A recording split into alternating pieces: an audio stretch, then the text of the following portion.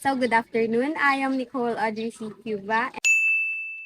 And I am here today to conduct an interview for our GE4 subject, which is to ask people about the benefits and disadvantage of using social media in relation to self. So here with me is Ate Den. My name is General Sidoko, 24 years old, and I work as job order in a municipality. Thank you, Ate. So is it okay po ba na we conduct this interview? Okay. So let's start po. So for our first question, do you see social media as a necessity to your life po? Social media today helps people stay connected and share ideas, thoughts, and opinion. At my age, I grew up depending on social media. It's my source of information, especially at my age. Thank you po. So, number two, what are the benefits of social media in your everyday life? Social media help me stay updated about new trends and information and communicate easily with others. Thank you po. So let's proceed to number three. Does social media serve as an obstacle to your studies and interpersonal relationships? Social media has both negative and positive effects in our life, especially in studying. We can easily get information and learn new things. However, social media does not always provide with accurate information, as many students now depend on without reliability. So for number three, does social media serve as an obstacle to your studies and interpersonal relationship? Social media has both negative and positive effects on our lives, especially in studying. We can easily get information and learn new things. However, social media does not always provide accurate information, as many students now depend on it without realizing this. So for number four, compare and contrast the experience before and after using social media. Before social media, children were more active in outdoor activities and were more creative on their own. Now, we are all rely on social media to learn and know everything in just one click, requiring less efforts. Pwede po ba kitang interview ngayon? Opo. So, meron pa akong inihandang apat na katanungan po para sa iyo. You can answer it, whatever you want po. So, first, do you see social media as a necessity to your life? Yes, I see social media as a necessity in my life because I gain knowledge from it and information and helps my studies. And what are the benefits of social media in your everyday life? The benefits of social media in my life are quite more. I think one of the benefits are it offers me to stay connected to other people and helps me in my daily life, like in my activities in my education. And does social media serve as an obstacle to your studies and interpersonal relationships? Actually, for me, it doesn't, di siya nakakahadlang sa akin because of if I use it properly, I manage it properly, it don't affect my studies and also it helps me in my studies. And compare and contrast the experience before and after using social media. For me, before using social media, a lot of people have interactions or face-to-face interactions or communications.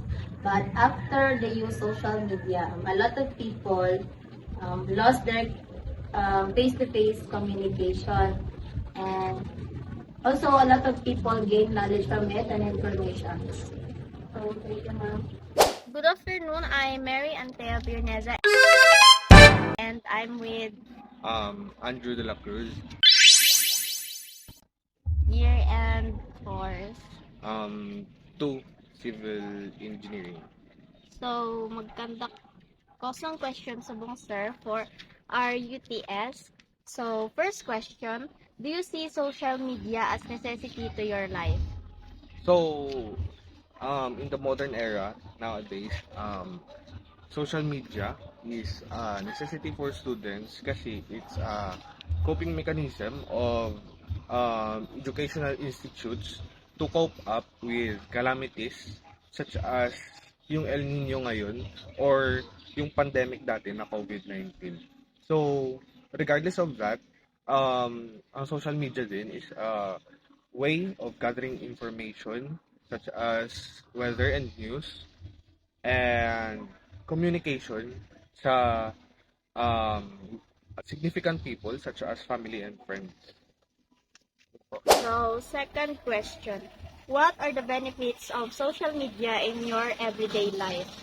So, benefits of social media in my everyday life. So, as a student, speaking as a student, yung benefits ng social media is para sa akin is para di ako ma-delay sa mga announcements and if ever man may mga changes na gawin yung teacher sa kahit saan, at least ma-inform kami and para hindi kami ma-behind sa lahat ng topics, subjects and para hindi kami gulat sa mga changes na kanyang i-apply. For example, mag-leave siya, ganun. So, aware na kami sa kanyang mga gagawin. Tapos, as a student na din, communication namin ng parents ko, like, halimbawa, syempre estudyante pa lang naman, papadala ka ng pera, ganun. So, kailangan mo talaga mag-communicate ng parents mo. So, gamit namin din, social media. Para, ayun, pakasikip ng lo. So, Third question. Does social media serve as an obstacle to your studies and interpersonal relationship? So, unahin natin yung interpersonal relationship So, interpersonal relationship. Hindi siya distraction in terms of interpersonal relationship. Kasi mas nakaka-connect ako sa family and friends ko with through social media ganun. Tapos mas nai-entertain kami, like sisend ka ng nakakatawang video ganun. So, ayun, it helps us connect kung interpersonal perspective. Pero pag education naman, ganun, di talaga natin may iwasan na ma-distract ganun sa pag-aaral. May halimbawa na lang, nag-aaral ka tapos hindi mo na matulog sa 7 AM ka pa bukas, ganyan. So, madidistract ka talaga, mas pipiliin mo na lang mag-social media kaysa matulog, ganyan. So, di may iwasan ng ganun as a student. Compare and contrast the experience before and after using social media. So, before social media, connected din naman ako sa ibang tao. Physically, yan. Mas connected ka physically kasi nag-uusap kayo face to face, gano'n, naglalaro kayo face to face. So, mas connected ka talaga. Pero after ng social media or after mo ma-delve or ma-involve sa social media, connected ka pa din naman sa tao, pero like hindi na physically kasi bakit mo kailangan pumunta na venue nyo para mong ipag-meet, gano'n. Kundi naman talaga kailangan ng presence mo. So like, mas napapadali ng social media yung connection interpersonally. So, after social media, ganun lang yung difference niya yung presence. Tapos kasi iba talaga pag connected kayo physically kasi yun nga nung third question nasabi natin na distraction ang social media. So like mas makaka-focus ka talaga pag physically ganun. Tapos pag online naman kasi pag online naman parang contented na tayo na maliit lang yung pinag-uusapan natin ganun. So parang bare minimum lang yung presence na makuha natin kung nag-uusap tayo. through social media. Iba talaga yung physical interaction. So, yun lang. Hi, ma'am. Let me introduce myself first. I am Elmira Grace Zabala, a student of St. Alexius College. And today I'm inviting you to do this interview with me. This interview is for our GE4, Understanding the Self. It's all about digital self. And I'm going to ask you 4 questions. I hope that you'll answer it as honestly as possible. And permission to record po. Ma-record ko. Okay? No problem. First off, ma'am, can you introduce yourself?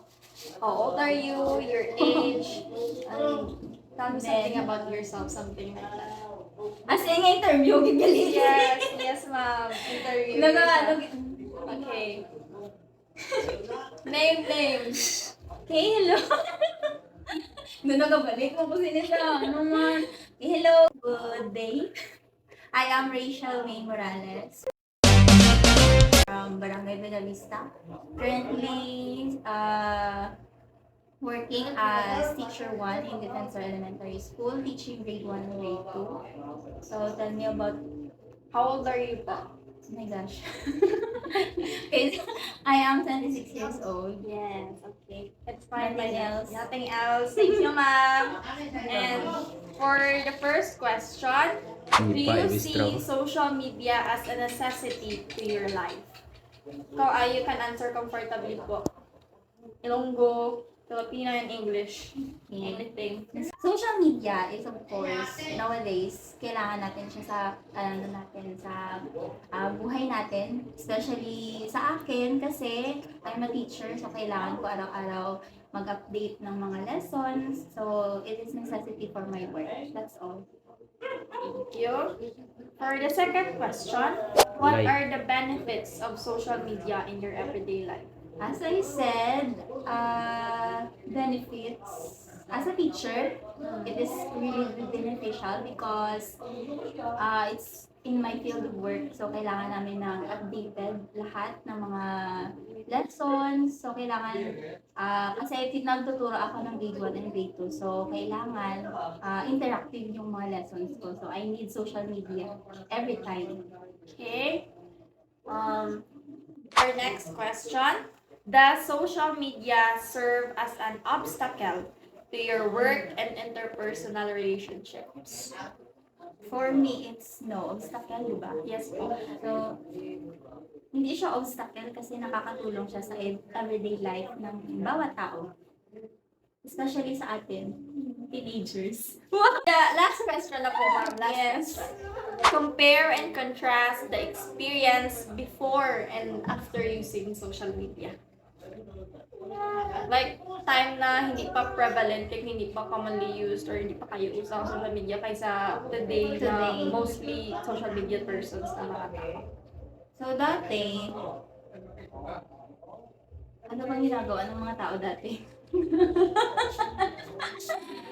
So, dati, hindi pa uso internet, wala pang mga masyadong computer, mga cellphones. So, feeling ko, mas close yung mga tao dati kasi kapag nag-uusap sila, kailangan nila puntahan yung isang tao. Parang ganun. So, ngayon naman, advantage na may social media and internet na ngayon. Yun lang, nakakakontak ka sa malayong lugar ng mga kamag-anak. And of course, nakakausap mo sila. In FaceTime, pwede. Kasi meron ng Messenger, Facebook. So, yun lang. Thank you. So, to summarize it all, Yes. mostly positive ang impact ng social media po Yes, in your depende life. sa usage ng isang tao. Sa usage, and all in all, social media has its own perks. Pero personally for you, Yes. mostly good things ang na-brought sa social media to you. Thank you, ma'am, for today. Yes. Very much appreciated. You are welcome. Thank you.